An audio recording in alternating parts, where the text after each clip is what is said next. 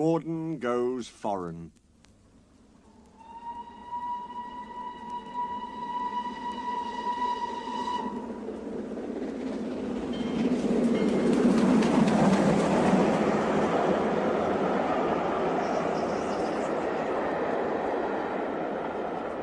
Lots of people travel to the big station at the end of the line. Engines from the other railway sometimes pull their trains. These engines stay the night and go home next day. Gordon was talking one day to one of these. "When I was young and green," he said, "I remember going to London. Do you know the place? The station's called King's Cross." "King's Cross?" snorted the engine. "London's Euston. Everybody knows that." "Rubbish," said Duck.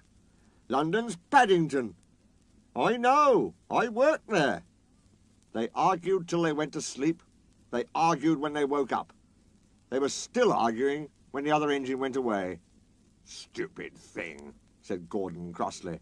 "I've no patience." "Stupid yourself," said Duck. "London's Paddington. Paddington, do you hear?" "Stop arguing," James broke in. "You make me tired. You're both agreed about something anyway." "What's that?" "London's not Euston," laughed James. "Now shut up." Gordon rolled away, still grumbling. "I'm sure it's King's Cross. I'll go and prove it." But that was easier said than done. London lay beyond the big station, at the other end of the line. Gordon had to stop there. Another engine then took his train. "If I didn't stop," he thought, "I could go to London." One day he ran right through the station. Another time he tried to start before the fireman could uncouple the coaches.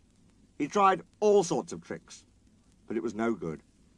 His driver checked him every time. "Oh dear," he thought sadly, "I'll never get there." One day he pulled the express to the station as usual. His fireman uncoupled the coaches, and he ran on to his siding to wait till it was time to go home. The coaches waited and waited at the platform, but their engine didn't come. A porter ran across and spoke to Gordon's driver. "The inspector's on the platform. He wants to see you." The driver climbed down from the cab and walked over to the station. He came back in a few minutes looking excited. "Hullo," said the fireman. "What's happened?" "The engine for the express turned over when it was coming out the yard. Nothing else can come in or out. They want us to take the train to London. I said we would if the Fat Controller agreed. They telephoned, and he said we could do it. How's that?" "Fine," said the fireman. "We'll show them what the Fat Controller's engines can do."